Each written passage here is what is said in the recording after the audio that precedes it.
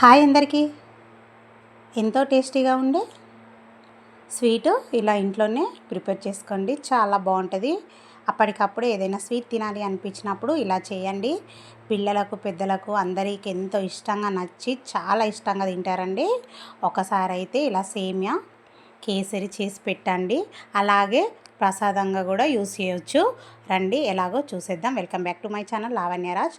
Stove on చేసి stove పైన ఒక కడాయి పెట్టుకొని కడాయిలోకి 1 స్పూన్ వరకు నెయ్యి వేసుకుందాం.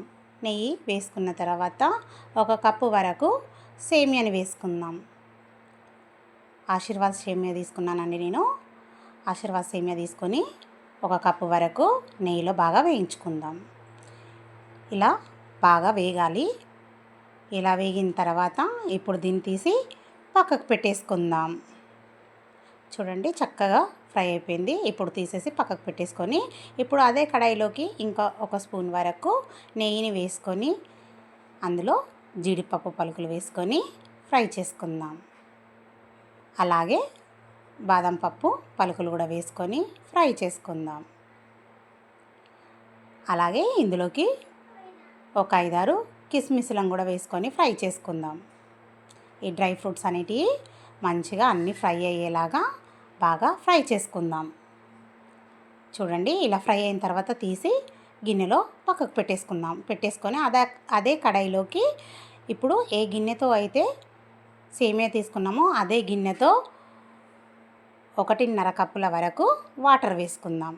వేసుకొని కొంచెం వాటర్ వేడెక్కిన తర్వాత మనం వేయించి పెట్టుకున్న సేమియాని కూడా వాటర్లోకి వేసేసుకొని సేమియా అనేది మంచిగా ఉడికించుకుందాం.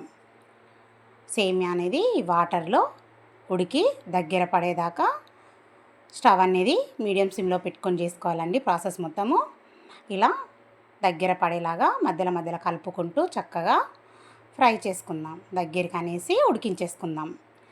ఇలా దగ్గరికి ఉడికిన తర్వాత చూడండి ఇలా వాటర్ అంతా ఇంకిపోయి దగ్గరికి వచ్చేసింది కదా. ఇప్పుడు ఇందులోకి మనము 1/2 కప్పు వరకు షుగర్ వేసుకుందాం. బెల్లం కూడా వేసుకోవచ్చు, చాలా బాగుంటుంది ఏది వేసినా కూడా. నేనైతే షుగర్ వేసుకున్నాను. మీకు ఇష్టం వస్తే బెల్లం కూడా వేసుకోండి, చాలా బాగుంటుంది. ఇలా 1/2 కప్పు వరకు వేసుకున్న తర్వాత షుగర్ అనేది కరిగి దగ్గర పడ్డ తర్వాత ఫ్లేవర్ కోసం యాలకుల పొడిని కూడా వేసుకుందాము.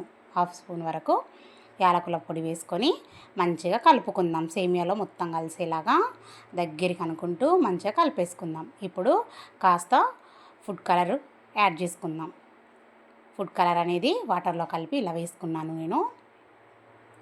వేసుకొని మొత్తము సేమియాకు బాగా పట్టేలాగా కలుపుకుందాం. ఇప్పుడు ఇందులోకి డ్రై ఫ్రూట్స్ వేసుకుందాం. డ్రై ఫ్రూట్స్ వేసుకొని డ్రై ఫ్రూట్స్ని కూడా బాగా కలిపేసుకుందాం. సేమియా కేసరిలో బాగా కలిసేలాగా డ్రై ఫ్రూట్స్ని కూడా బాగా కలిపేసుకొని ఇంకా స్టవ్ ఆఫ్ చేసుకోవడమే. ఒక 5 నిమిషాలు చల్లారిన తర్వాత దీన్ని సర్వ్ చేసుకోవడమే.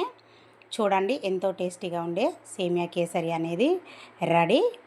ఇప్పుడు దీన్ని ప్రసాదంలాగా కూడా యూస్ చేయొచ్చు, ఇలా డైరెక్ట్గా తినచ్చు. Okay friends, like, share, subscribe, comments please. Bye.